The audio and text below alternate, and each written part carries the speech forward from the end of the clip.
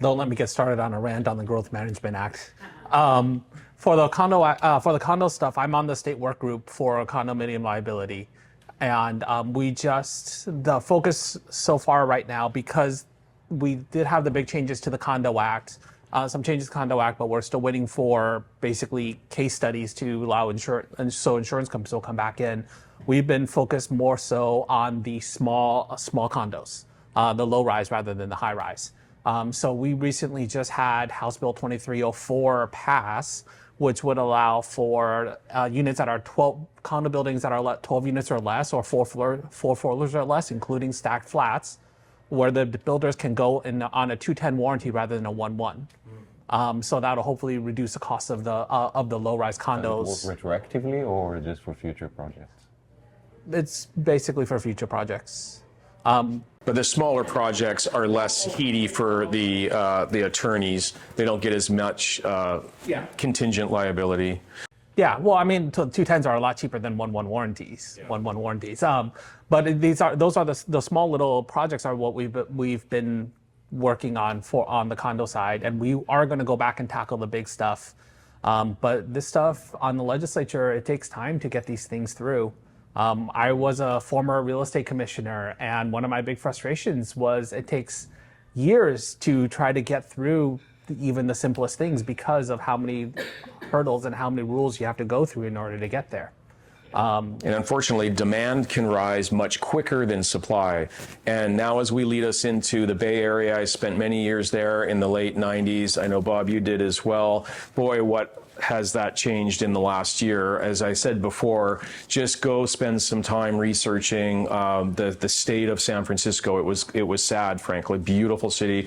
Our global networking event will be there this October, and you're going to be very, very proud, because if you can see what we feel already, and if half of that comes to the Seattle area, it's going to benefit tremendously, and it's possible. In 1 year, it literally turned around, and a lot of it was AI driven. I'm not going to go through all these slides, but please comment along here, because beautiful city by the bay, right? Lifestyle, plenty of condos and apartments, very expensive. City is in California. That's a state income tax environment. But I know from talking to Greg Lynn and others that for the last couple of years, they could not sell real estate in downtown San Francisco because it was a falling knife mentality. There was no confidence in the future. A lot of that had to do with government policy, which is the mayor. But artificial intelligence firms helped the recovery. The lease commitments that you're going to learn about are substantial here. OpenAI took 800,000 square feet in Mission Bay and downtown. Anthropic, 250,000 square feet. Databricks, 150. Postman, 105. There's other companies that are following behind them.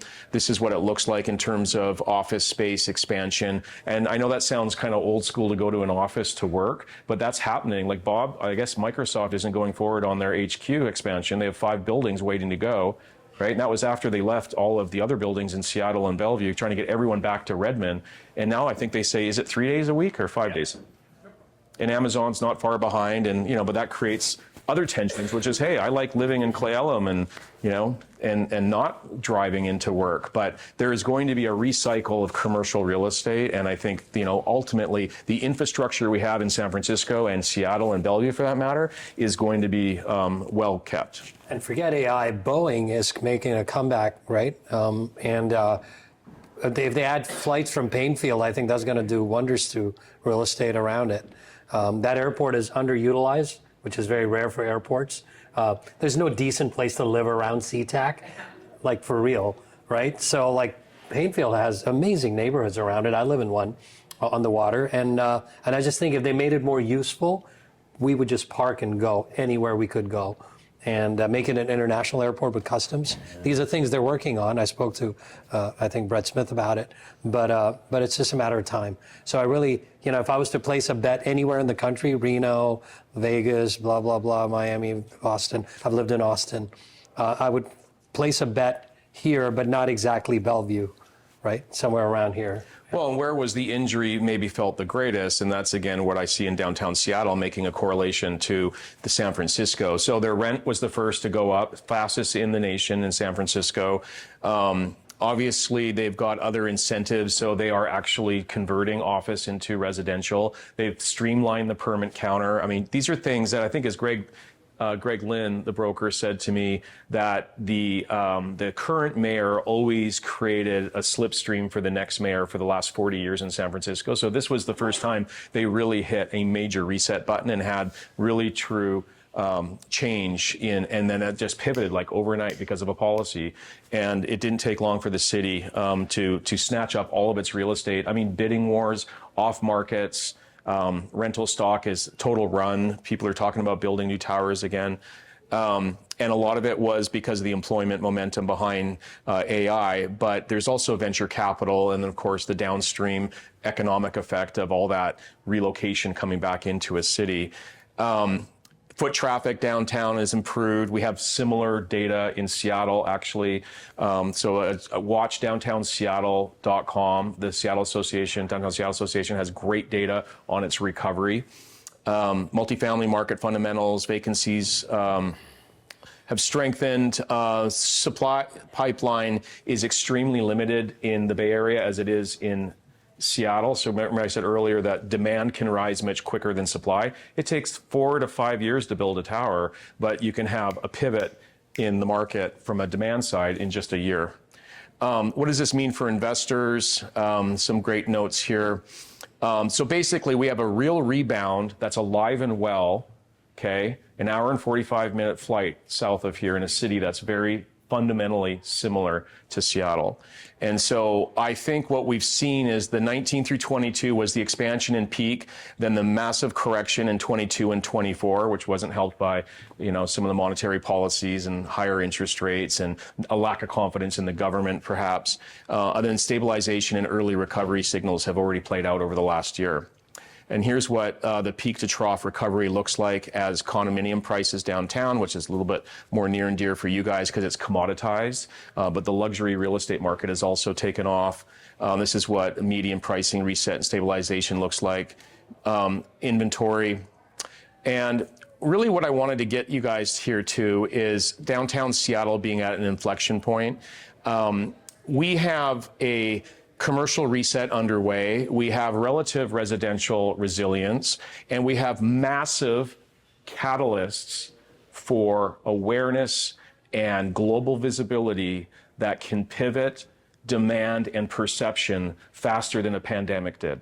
I mean, I'm talking about a Super Bowl victory. I'm talking about FIFA. And while I'm lining up a slide, Kartik shared what happened in Qatar after FIFA came and went. Sure, they called it their IPO moment. People discovered the country. It's not much to do there, but the sporting events bring people out, and then they fly the airline. And frankly, you become a destination by inverting experiences.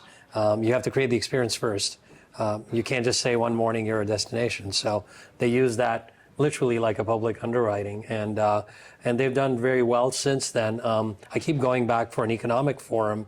I go to Davos and the Qatar Economic Forum, and I find that the Qatar one has more pull now, better speakers. And so, yeah, I mean, it's an experiment gone right. They own half of London. Their sovereign wealth is kind of the Switzerland of the Middle East. They stay out of turf wars. And I love it. I think any model that rivals Switzerland from a banking standpoint, from a privacy standpoint, is fabulous. And really, I mean, I regard them as the gold standard of urban experiments, and Vancouver being probably the shit show and the same. Well, and let's go to Vancouver because can anyone remember an event in Vancouver in the last 40 years that put it on a global stage? 97 Olympics. Well, 97, Olympics 2010, but go back further. 86 World Fair. It literally rang a bell and the world went, this is beautiful, right? And they did a good job with infrastructure, but it was in the beginning cycle of what was happening in the Pacific Rim. There was some fear about the 97, real fear about the 97 handover, Hong Kong back to China rule. And everyone was starting to make bets about where am I going to put my safety deposit box.